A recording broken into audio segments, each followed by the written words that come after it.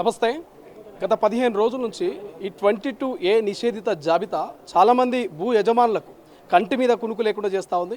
ఈ వార్తలు, కథనాలు, పొలిటికల్ ఎంట్రీ తోటి గ్రామాల్లో ఉన్నటువంటి రైతులు కూడా కొంత కన్ఫ్యూజ్ అవుతున్నారు. మా భూమి కూడా 22Aలో ఉన్నదా అనేటువంటి ఒక భయాందోళనకు గురవుతున్నటువంటి పరిస్థితి. రైట్ నౌ డిస్కస్ చేసే ప్రయత్నం చేద్దాం. బీజేఎల్పీ నేత ఏలేటి మహేశ్వర్ రెడ్డి గారు మంత్రి పొంగులేటికి ఒక సవాల్ విసిరిరు. అసెంబ్లీ మీడియా పాయింట్ దగ్గర వచ్చి ఆయన దాదాపు 2 hours అయిపోతుంది కూర్చొని. సో ఇంతవరకు మంత్రి లేరు, ఆ పార్టీ నుంచి ఇంకొక నేత కూడా ఇక్కడ దాకా రానటువంటి పరిస్థితి. నా డిస్కస్ చేసే ప్రయత్నం చేద్దాం.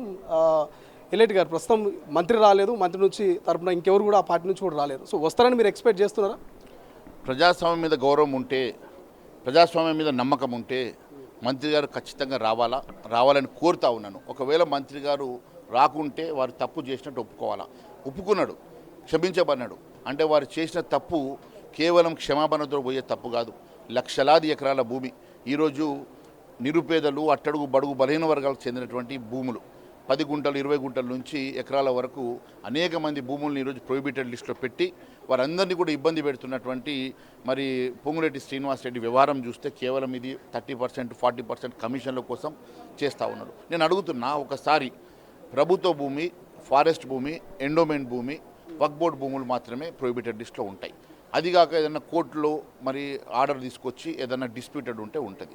కానీ ఈరోజు అన్ని భూములు పెట్టి మళ్ళీ వెంటనే రాత్రికి రాత్రి ఆ భూములు ఏ రకంగా డీనోటిఫై చేస్తూ ఉన్నారు, అవి ప్రొహిబిటెడ్ లిస్టుకి వెళ్ళి బయటకు వస్తూ ఉన్నాయి. నేను అడుగుతున్నా, ఒకవేళ నిజంగానే ఆ భూముల్ని మీరు అన్ని వెరిఫై చేసిన తర్వాత, అన్ని భూముల్ని మీరు ప్రొహిబిటెడ్ లిస్టులో పెట్టిన తర్వాత రాత్రికి రాత్రి ఎట్లా అవి ప్రొహిబిటెడ్ లిస్టుకి వెళ్ళి బయటకు వస్తున్నాయో దానికి సమాధానం చెప్పాలి కదా. దాంట్లో ఓన్లీ కాంగ్రెస్ ప్రభుత్వంలోనే ఇట్లా రాత్రికి రాత్రి బయటకు వస్తున్నాయి, లేకపోతే గత బీఆర్ఎస్ ప్రభుత్వంలో కూడా ఇట్లా జరిగిందా?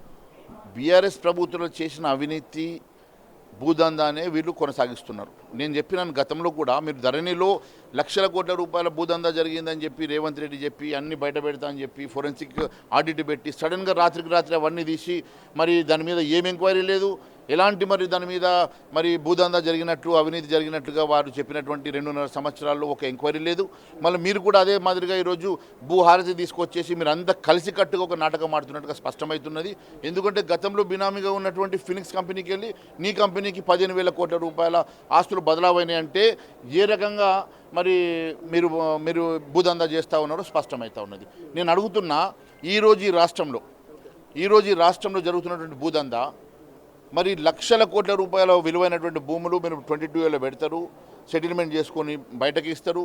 లేదంటే గతంలో చేసినటువంటి దందాలని మీరు అడ్డం పెట్టుకొని ఆ దందాలతోటి మళ్ళీ మీరు వాళ్ళతో సెటిల్మెంట్ చేసేసుకునేటువంటి ఆధారాలు ఉంటే దాన్ని మీరు పట్టించుకోరంటే మరి వాళ్ళు చేయలేదా తప్పు, మేము చేయమా అన్నట్టుగా మీరు చేస్తూ ఉన్నారు. ఏలేటి వ్యక్తిగత ఆరోపణలు కాదు, ఏలేటి వెనక హరీష్ రావు ఉండే ఈ డ్రామా నడిపిస్తున్నారని కొంత కాంగ్రెస్ సోషల్ మీడియాలో చర్చ జరుగుతుంది. వాస్తవమా? వాస్తవం. ఆయన ఎవరు? ఆయన గత ప్రభుత్వంలో చేసినటువంటి ధరణి నడిపించింది ఆయన. ఈరోజు హారతి భూదందా చేస్తుంది ఈయన.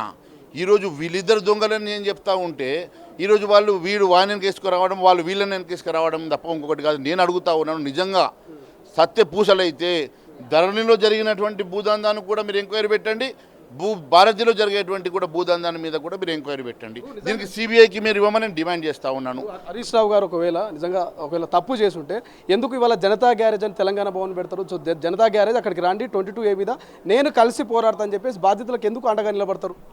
ఒకవేళ నిజంగానే హరీష్ రావు గారు ఈ తప్పిదం జరిగింది అని భావిస్తే మరి ఓన్లీ 22Aతో పాటు ఫినిక్స్ కంపెనీ నుంచి భూ బదలావు జరిగింది రాఘవ కన్స్ట్రక్షన్ కానీ నేను ఆధారాలతో చెప్తే దాని మీద ఒక్క మాట ఎందుకు మాట్లాడతలేరు? అనేకమైనటువంటి మరి ల్యాండ్ క్లియరెన్సెస్ జరిగినాయి, అనేకమైనటువంటి మరి గత ప్రభుత్వంలో జరిగినటువంటి అవినీతి మీద, గత ప్రభుత్వంలో జరిగినటువంటి భూదందా మీద జరిగినటువంటి అనేక తప్పిదాలను ఈయన ఎంక్వైరీ ఎందుకు వేస్తలేడు? ఈయన ఒకవేళ నిజంగా ధరణిలో 1,00,000 కోట్ల రూపాయల అవినీతి జరిగిందని చెప్పిన రేవంత్ రెడ్డి మరి లక్షల కోట్ల రూపాయల అవినీతి మీద ఇప్పటివరకు ఎంక్వైరీ చేసి ఆ ఫోరెన్సిక్ ఆడిట్ రిపోర్ట్ని ఎందుకు బయట పెడతలేడు? మరి వీళ్ళ మధ్యలో ఒకవేళ నిజంగానే అండర్స్టాండింగ్ లేకుంటే గతంలో మీకు బినామీగా ఉన్న ఫినిక్స్ కంపెనీ ఈరోజు ఎందుకు ఫినిక్స్ కంపెనీ ఈరోజు మరి 1,000 కోట్ల రూపాయల ఆస్తుల్ని మరి రాఘవ కన్స్ట్రక్షన్కి బదలావు చేస్తున్నది? మరి మీ మధ్యలో అండర్స్టాండింగ్ ఉన్నదా లేదా? మరి దీనికి ఇది ఉదాహరణ సరిపోదా? నేను అది కాకుండా నేను ఈరోజు అడుగుతా ఉన్న ఒక లెటర్ రాసిండు. ఆ లెటర్ లోపల హరీష్ రావు గారి లెటర్ లోపల ఎక్కడ కూడా గత ధరణిలో కానీ ఇక్కడ భూభారతిలో కానీ జరిగిన అక్రమాల మీద ఒక వర్డ్ కూడా రాయలే. మరి నేను అడుగుతున్నా, మీరు ఈ ప్రభుత్వంలో మరి పొంగురెడ్డి శ్రీనివాసరెడ్డి తప్పే చేయనట్లుగా, అసలు భూభారతిలో తప్పే జరిగినట్టుగా ఏ ఒక అంశం, ఒక 22 అంశం తప్ప వేరే అంశం ఎందుకు మాట్లాడతలేవు? నేను మీ ఇద్దరి మధ్యలో జరుగుతున్నటువంటి చీకటి ఒప్పందం ప్రజలు గమనిస్తున్నాను, తెలియజేస్తాను. సిబిఐకి అప్పచెప్పాలని అంటున్నారు. గతంలో అప్పచెప్పిన కేసులు ఇంకా విచారణలో కొనసాగుతున్నాయి. సో ఈ కేసును కనుక సిబిఐకి అప్పచెప్తే ఇది కంటిన్యూ అయ్యే అవకాశం ఉంటుంది కదా. సో త్వరితగతిన విచారణ జరుగుతుంటారా?